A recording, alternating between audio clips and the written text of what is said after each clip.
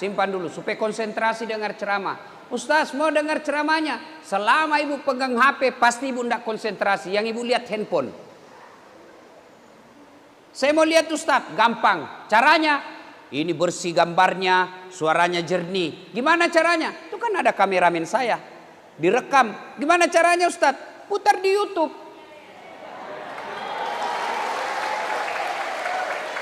Sudah nonton, jangan lupa like and share.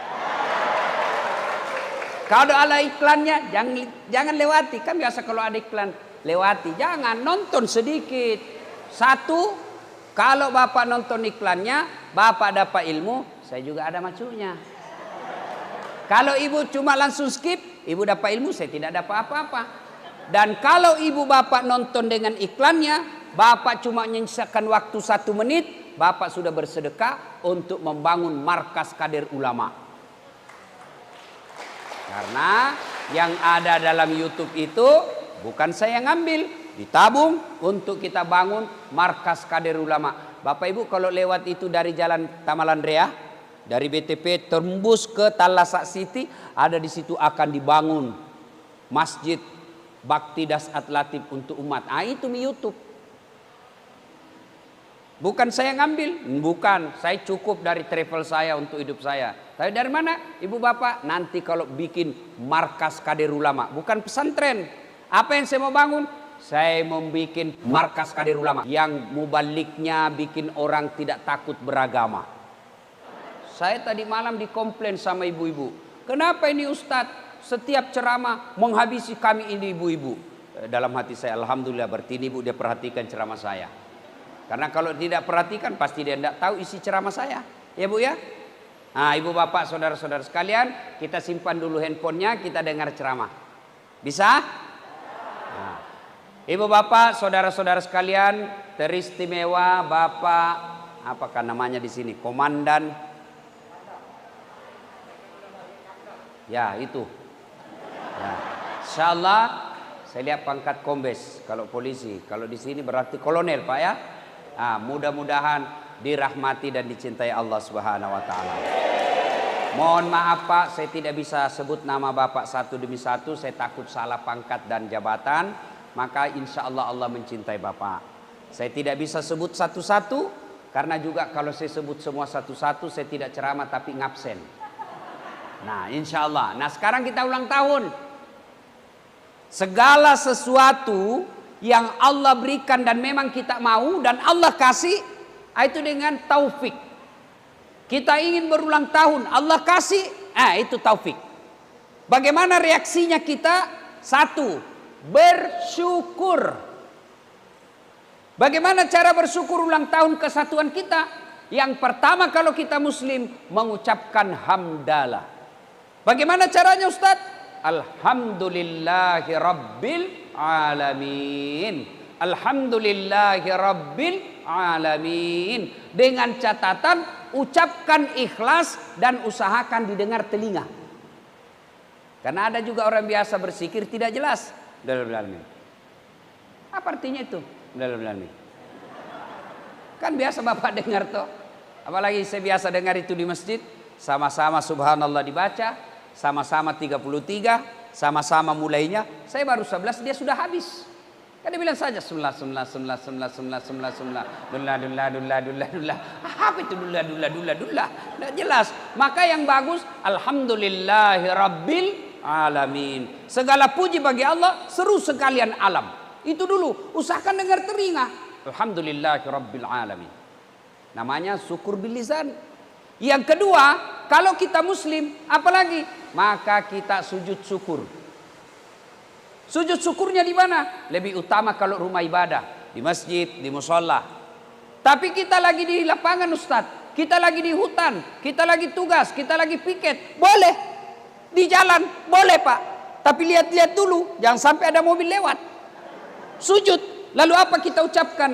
Ya Allah, terimalah sujud saya ini sebagai tanda terima kasih dan syukur hamba atas nikmat yang Kau berikan sehingga kami bisa berulang tahun ini.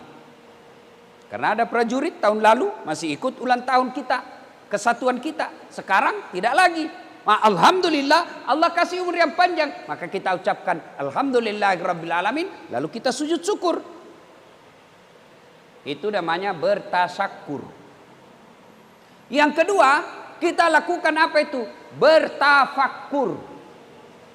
Apa itu bertafakkur? Mengevaluasi diri, menimbang-nimbang, menghitung-hitung sudah seberapa banyak nikmat yang Allah berikan ini berupa kesatuan kita. Lulus jadi tentara, seberapa banyak nikmat itu kita balas untuk memperbaiki diri dan kesatuan kita. Tidak semua bisa jadi tentara, Pak. Bapak tahu, nih yang ceramah. Nih, saya pernah di Jalan Garuda, tamat SMA. Ke Jalan Garuda depan kantor Pertamina. Daftar tentara, Pak. Dengan harapan mudah-mudahan saya bisa jadi prajurit TNI membela negara saya. Begitu tes fisik tidak lulus. Kenapa? Ceper. Pendek. Saya protes kepada Allah waktu itu. Ya Allah, kenapa kau takdirkan saya pendek? Kau tidak rugi jadi Tuhan kalau saya jadi tentara? Tidak lulus, Pak. Teman saya lulus. Dia jadi polisi. Sekarang dia satu bunga di sini.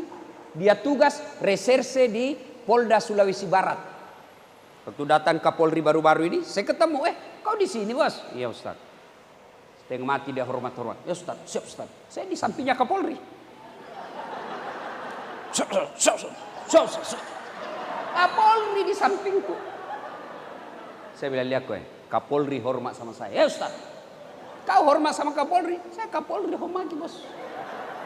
Saya lulus jadi Ustaz, dia lulus jadi polisi. Dia pakai baret merah, saya pakai baret putih. Alhamdulillah dengan baret putih yang saya pakai ini, saya keliling-keliling Sabang sampai Merauke, mulai dari baret merah sampai baret hitam, ku caramai kau semua.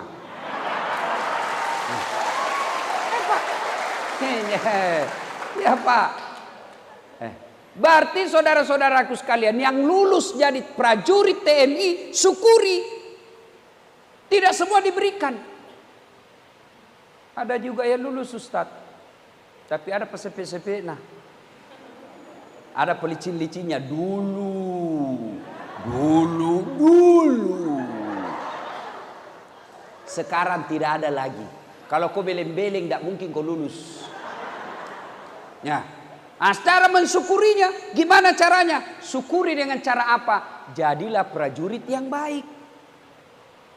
Prajurit yang baik itu laksanakan sabta marga. Itu aja rumusnya. Yang kedua, itu sebagai tentara. Laksanakan sabta marga, selesai urusanmu sebagai prajurit. Lalu sebagai makhluk Allah, Allah kasih kita sebagai tentara, itu atas izin Allah. Lalu gimana cara mensyukurinya? Banyak beribadah kepada Allah.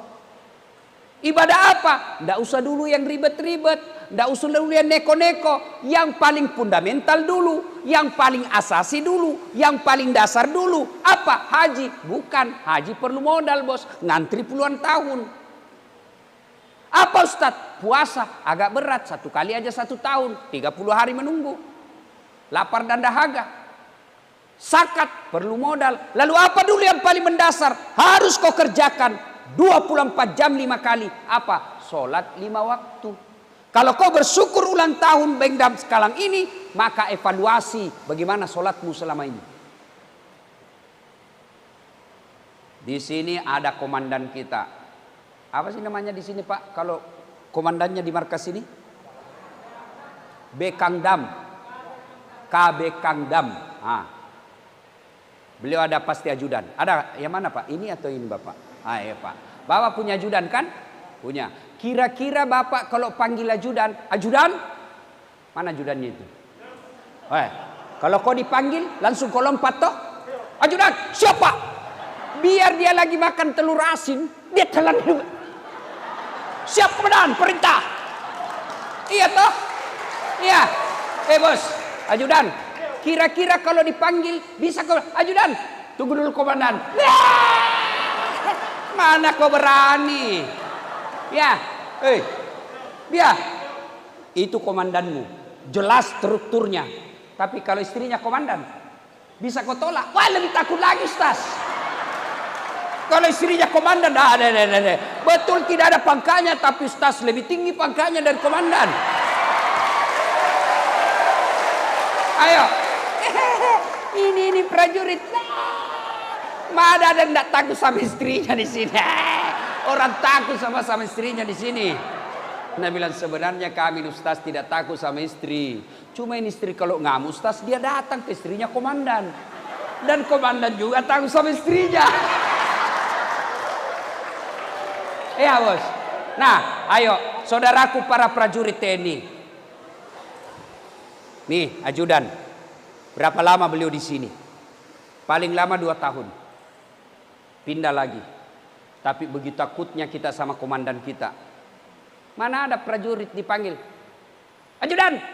Tunggu dulu komandan. Sini cepat. Bapak anda lihat saya sibuk. Diinjak kakimu bos. Padahal beliau ada pensiunnya. Ada mutasinya. Tapi begitu takutnya kita sama komandan. Lalu kenapa ketika Allah yang memanggil kita. Tempat kita curhat sebagai orang beriman yang menjunjung sila pertama ketuhanan yang Maha Esa. Kita sudah berikrar la ilaha illallah Muhammad Rasulullah. Tidak Tuhan selain Allah, Tuhan semesta alam, tidak boleh disembah kecuali Allah. Lalu ketika kita dipanggil hayya 'alas shalah. Hei prajurit, rumah tanggamu lagi masalah. Sini saya selesaikan masalah rumah tanggamu. Lagi banyak kreditmu. Sini saya kasih kau bantuan. Kecil saya selesaikan itu kreditmu. Maka Allah panggil hayya 'alal falah. Sini kamu saya selesaikan itu utangmu. Sini kamu saya selesaikan masalah rumah tanggamu. Itu Allah yang panggil hayya 'alal falah. Bapak tahu artinya hayya 'alal falah? Sini saya kasih kau kemenangan. Itu Allah ajak. Sini, minta sama saya kasih kau.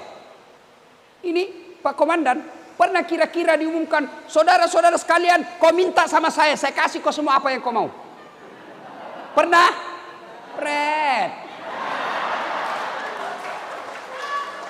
Paling yang dikasih, yang dekat-dekat. Kau butuh apa dek? Tapi jangan banyak-banyak. Allah, makin banyak kita meminta, makin dia senang. Makin kita minta setiap saat makin Allah senang. Kok bisa Ustaz? Karena Allah tahu kalau kau meminta berarti kau butuh sama saya, berarti kau akui kau hamba. Allah katakan ud'uni astajib lakum, minta kau sama saya. Ada masalahmu, sini saya selesaikan. Itu janji Allah, bukan janji caleg. Kalau caleg yang ganti la haula wala quwata illa billah. Andai boleh saja kita dijanji surga pun dijanjinya. Pilih saya, sama-sama kita anggota. Saya prajurit pensiunan, pilih saya. Ini kartu saya, ada masalahmu kau telepon saya 24 jam. Begitu terpilih, dia ganti nomor HP-nya. Ayo. Maka yang paling asasi kalau kita bersyukur kepada Allah, you sujud deh, perbaiki sholatmu. Kecil buat Allah dapat kita jadi perwira. Kecil buat Allah selesaikan masalah rumah tangga. Kecil buat Allah adakan ekonomi kita lebih baik. Buat Allah, kau sholat saja. Kita selalu mengadu, ya Allah mudah-mudahan masalah rumah tangga saya selesai. Ya Allah mudah-mudahan ekonomi baik. Ya Allah supaya saya bisa sekolahkan anakku yang baik-baik. Ya Allah mudah-mudahan rezekiku terbuka supaya saya bisa bangun rumah yang lebih bermartabat. Allah dengar semua itu doa. Maka Allah menjawabnya, hayya 'alal falah. Sini, saya kasih apa yang kau minta.